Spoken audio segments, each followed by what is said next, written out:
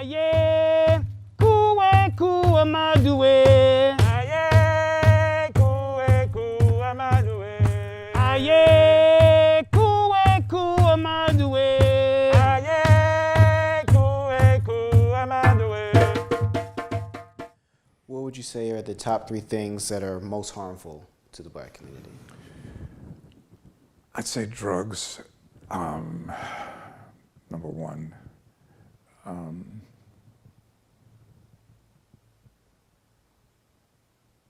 Incarceration and police encounters, and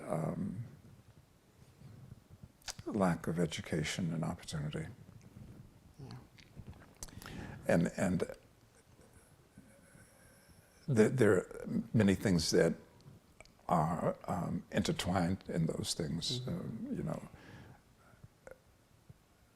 the drugs and the involvement with the police are inextricably intertwined in that manner.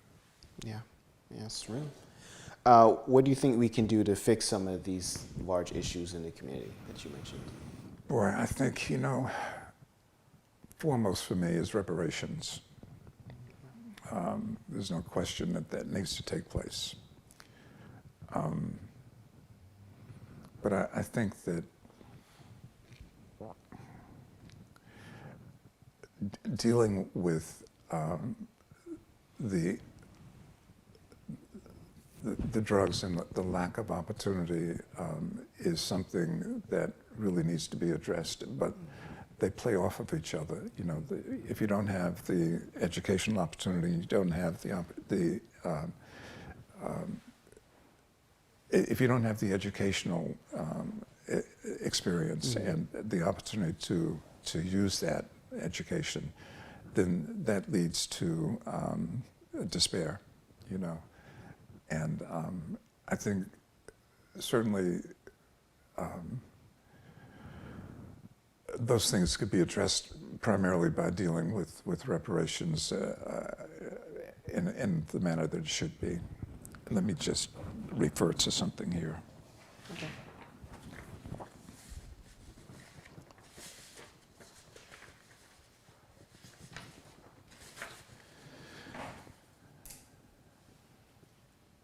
Yeah.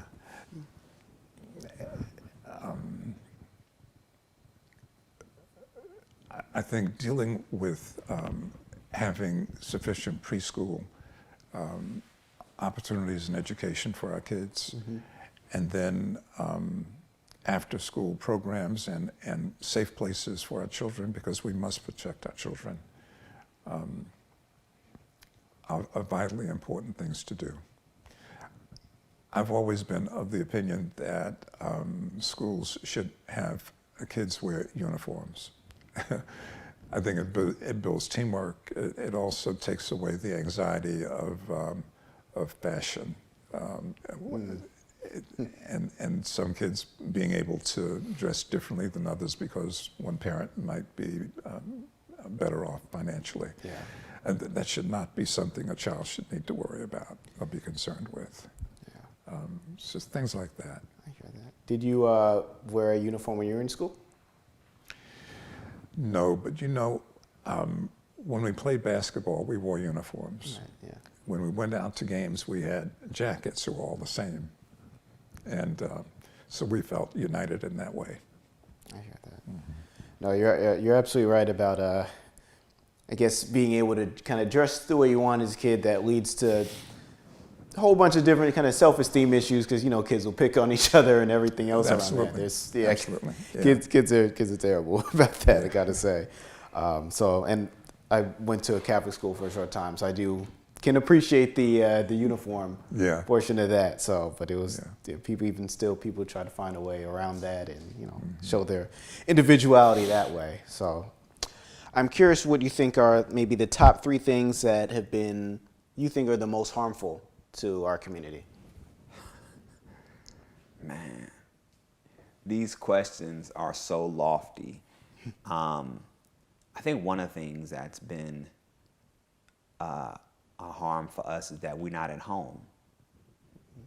Us being removed from the continent has caused us great harm. When I think about other communities and people like, I'm going home, they're going to Guatemala, China, Venezuela, Brazil. We say we going home, we going to Tracy, we going to our auntie house, we going to Sacramento, we going to LA, we going to Chicago, Milwaukee. But that's not our home. That's where we were reared. And when you go back to the continent, there's something that happens to every person. And the reason why I feel this is because I've witnessed it. I've taken students. I've had my opportunity going myself. There's an awakening that happens. It's almost like your spirit is being awakened. Because here, there's like a light that like doesn't allow you to be all of who you are, right? But when you go to the continent, like your spirit just feels different. I remember walking just like off the plane and going into the airport and just seeing all black people. Now I grew up in Oakland, and I think when I was growing up in Oakland was like over 68% black, right? So I was accustomed to seeing black people, but you go to the continent, like I remember one time I was leaving the continent and I was like, man, I've been here for 3 weeks. I haven't even seen a white person.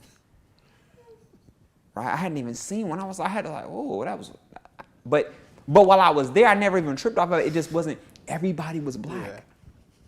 Right? So I think for me, when you're removed from home, you're also removed from safety. Right? When I think about my mother's home was love. It was safe. It was culture. It was identity. That's the same thing that Africa is.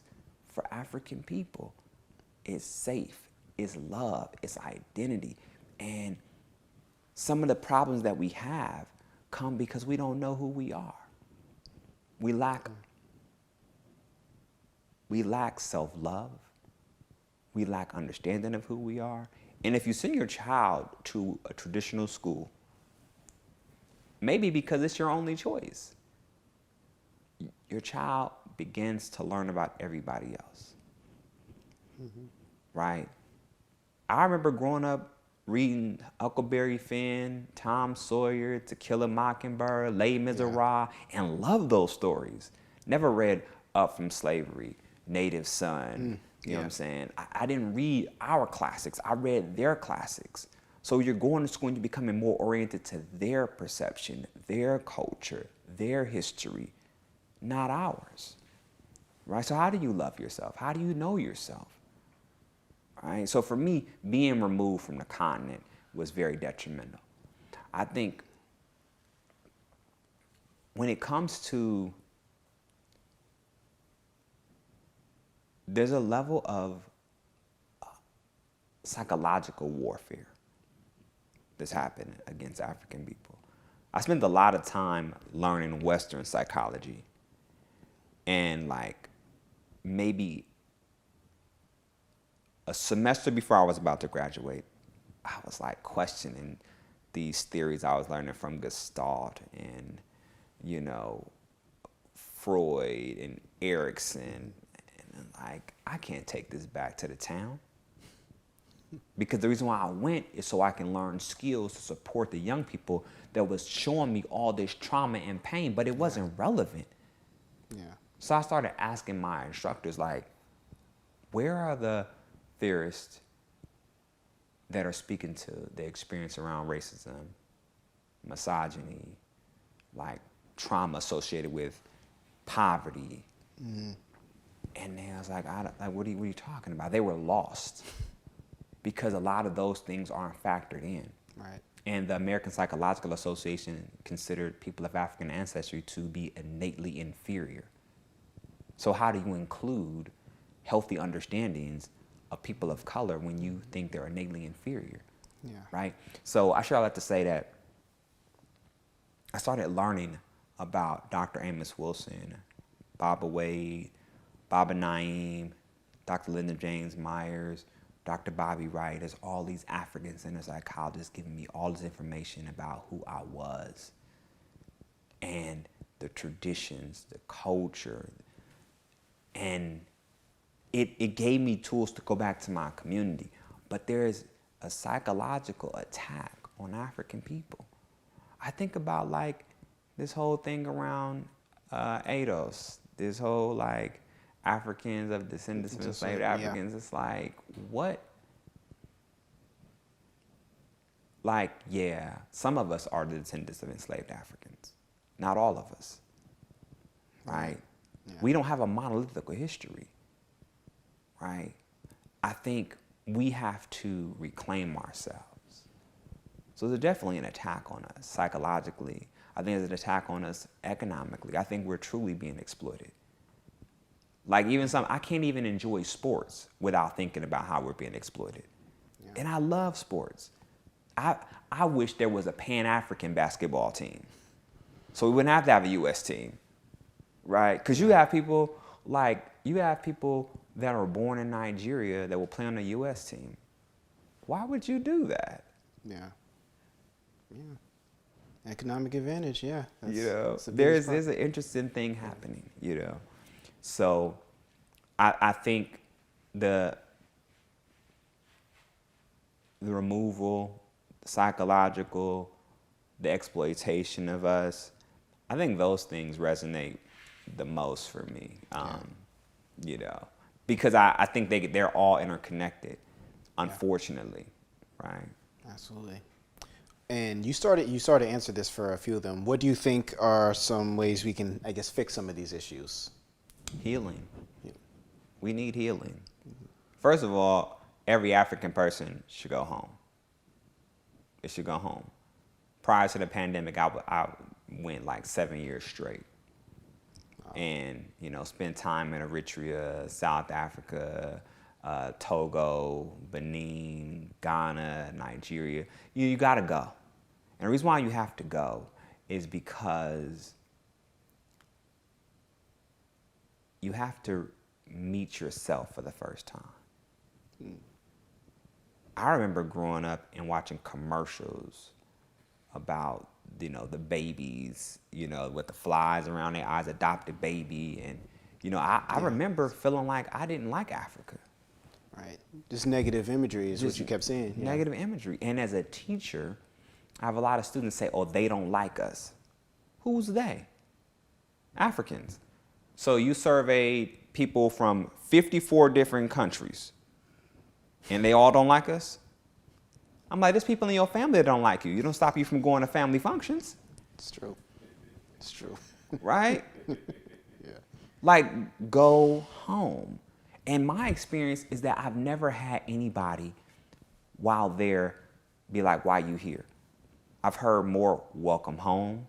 I had people take me into their home, not know my mother, not know my grandmother, not know my grandfather, and will take me in their home, give me their bed and feed me, and won't take my money. Those are the experiences I've had on the continent. Wow. Right? Yeah. And then get my mother to like, get this to your mom. Right? So this whole thing, they don't like us. I don't have that experience. Now, if you have people, you're talking about people that you met here in America that's from the continent, well, you're talking to a different breed of people. Because to come to America, it impacts you. It impacts your thinking, impacts your spirit. For sure. Right? So, yeah. I think people need to go. They need to go home.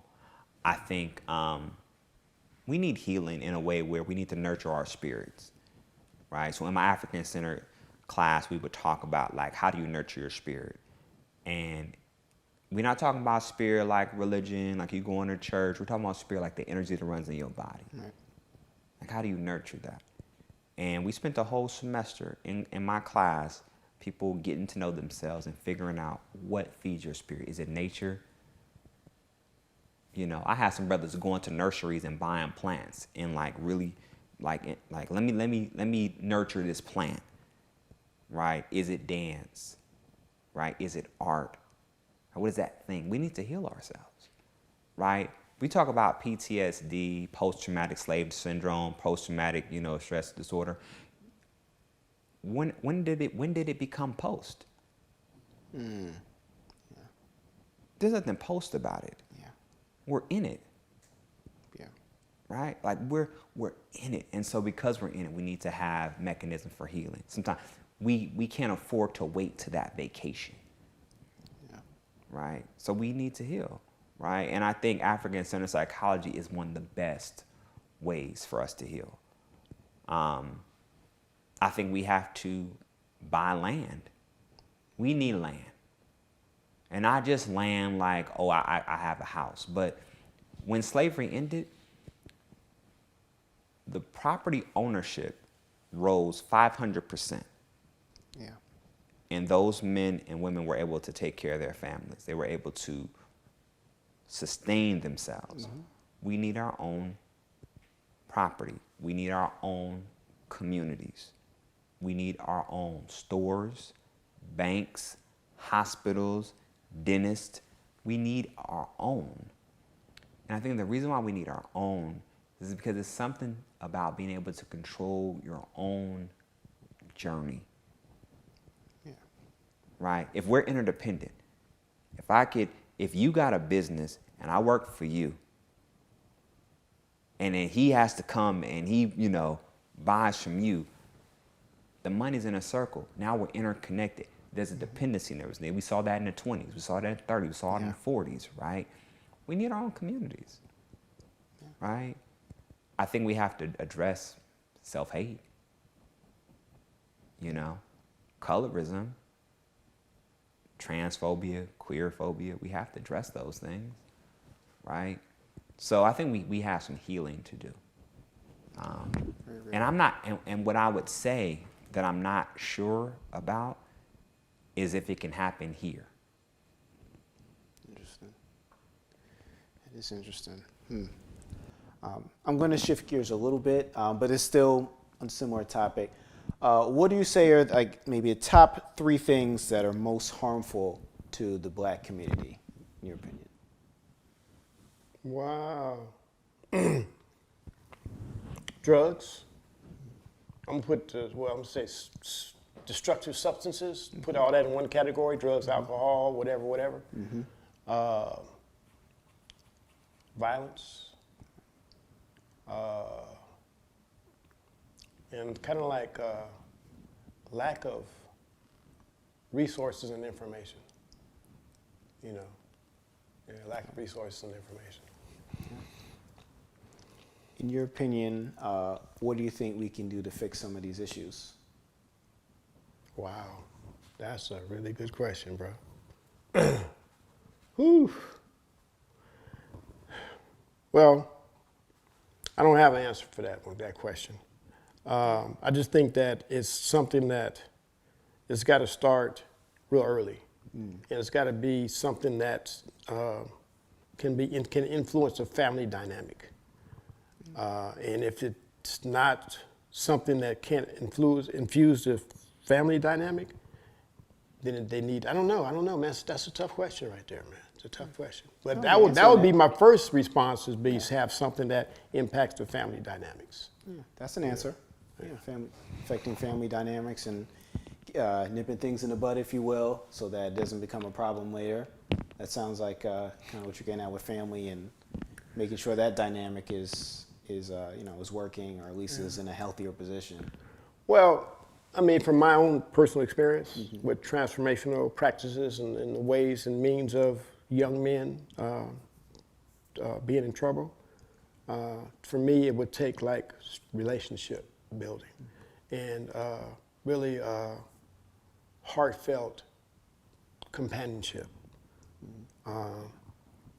Because what I've seen, and even for myself, change is something that usually comes through the heart or through the soul or through the spirit. It doesn't necessarily come through the intellect. Because the intellect can just absorb and think and talk and receive, but change, a lot of times people need to feel that change, or they need to embody it and really have a different experience in their own spirit and their own soul. And the reason I'm speaking like that, because I've had my own personal experiences with change coming through that medium, in a really profound way. You know, I'm not going to get all into the details, but a major way. It's like, you know, sometimes, you know, people that are extremely like hard-headed and stubborn and have a certain way of being, the impactfulness of something change has to come like that as well. It's like, you know, you got to fight fire with fire, so to speak. You know, you got to, somebody's kind of hard-headed, you know, you might have to slap upside the head or give them something where they could see and feel that this is where I need to be. This is the experience I need to continue to have.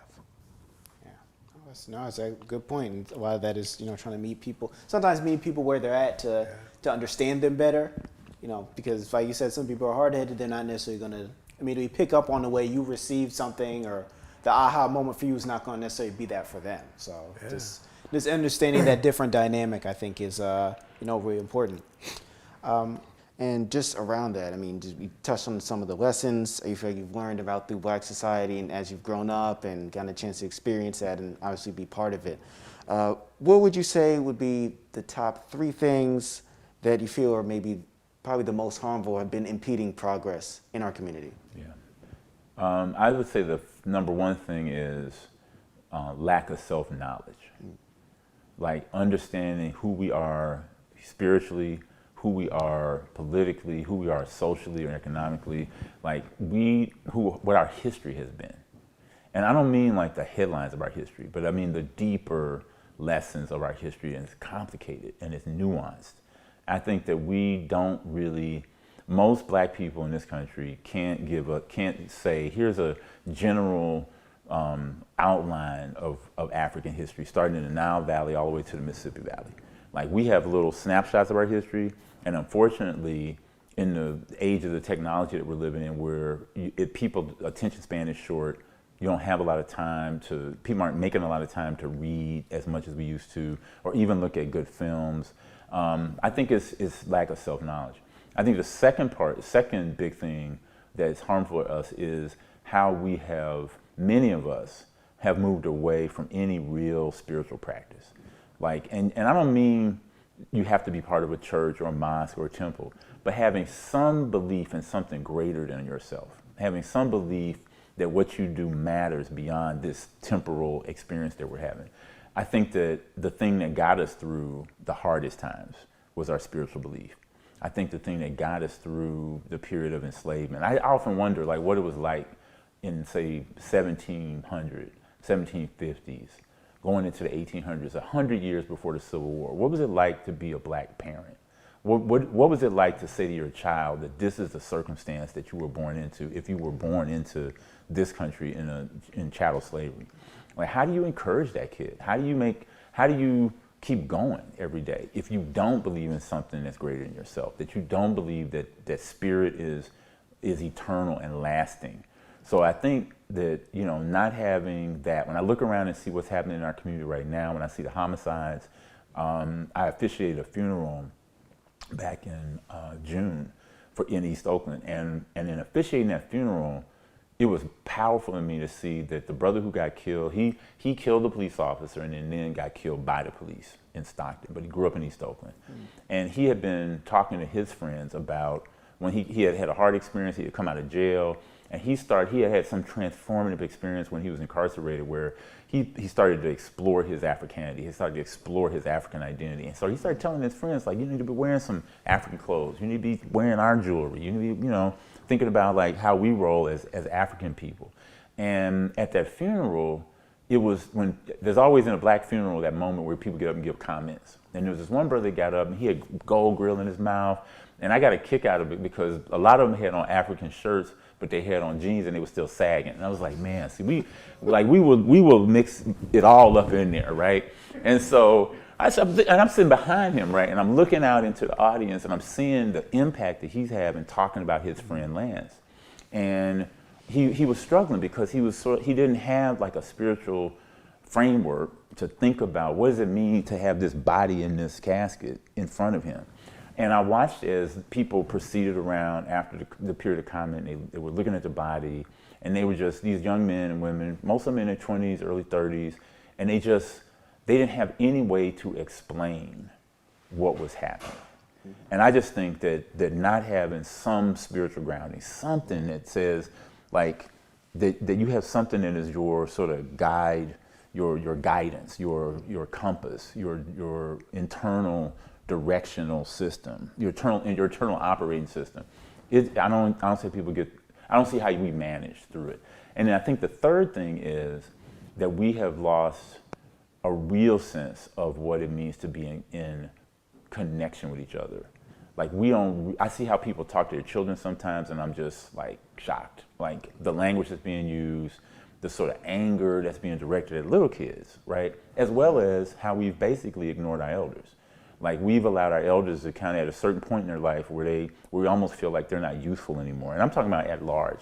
I think the Brotherhood of Elders Network does a really good job of paying attention across those generations. But I think as a broader community, that if we value life, if we value children, then we wouldn't be having shootouts in the middle of the day on Telegraph like happened this past week, where 2 cars are shooting at each other and the innocent bystander gets shot and fortunately not killed. But it was like right at Oakland School for the Arts, which is where my daughter goes to school. If we really cared about elders, we wouldn't be shooting up the neighborhood at night, even just playing with weapons. Like even just the pow, pow, pow, pow we hear at night. I live in West Oakland, I hear that pretty regularly, right? Friends in East Oakland.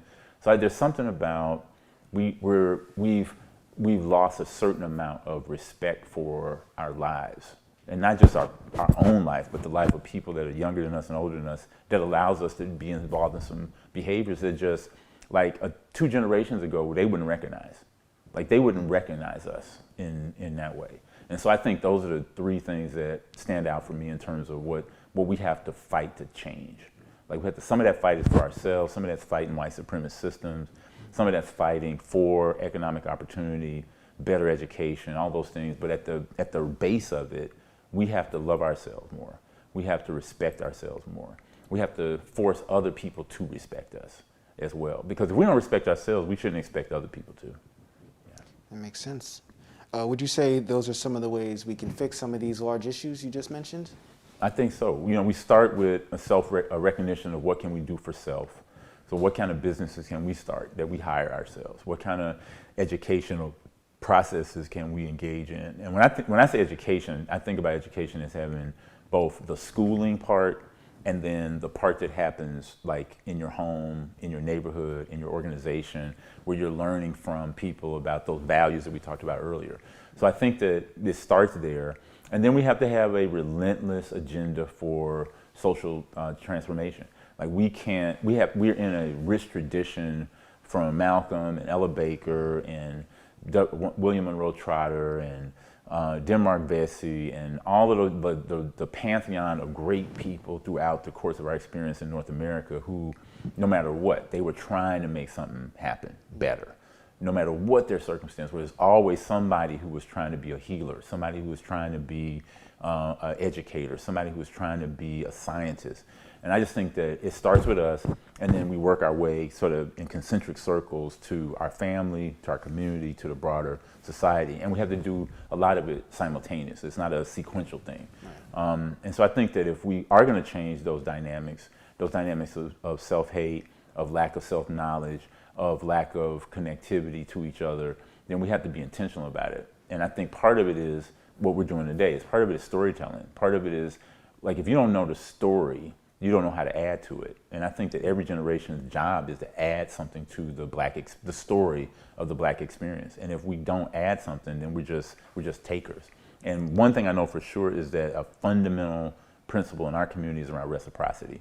Like, you give and receive in equal measure. You're having an opportunity that if I can help you and you can help me, and it may not even be in that same moment. I may do something for you in January, and 2 years later, I need you to do something for me. And I think it's like being in relationship with each other matters. Ayikwe Arma, one of our premier novelists, he's West African, born and raised, says that there's no beauty without relationship. And I think that kind of idea about how we stay connected to each other, despite, like, sometimes we don't like each other, but we do love each other.